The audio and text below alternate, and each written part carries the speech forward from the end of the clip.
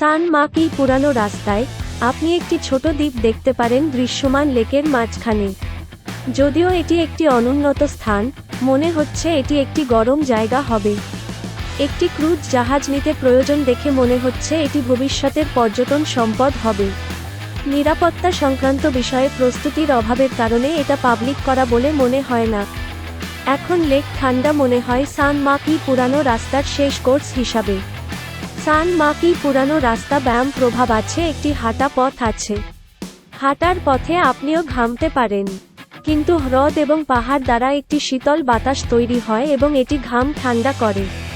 সান মাকি old রোডের বৈশিষ্ট্য প্রায় কোণ আছে যে কৃত্রিম কাঠামো। সান মাকি ওল্ড রোড আমাদের প্রাকৃতিক দৃশ্য দেখায় এবং আমাদের গভীর ছাপ দেয়। এটা খুঁজে পাওয়া খুব কঠিন। বিনোদন পার্কের সুবিধা এবং জাঁকজমক আমরা বিখ্যাত পর্যটন আকর্ষণে অনুভব করছি।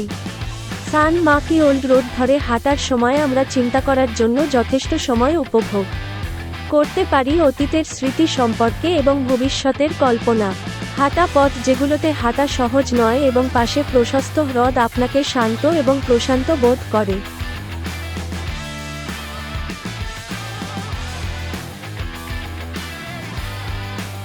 সান মাকি ওল্ড রোডের বৈশিষ্ট্য প্রায় কোণ আছে যে কৃত্রিম কাঠামো। সান মাকি ওল্ড রোড আমাদের প্রাকৃতিক দৃশ্য দেখায় এবং আমাদের গভীর ছাপ দেয়।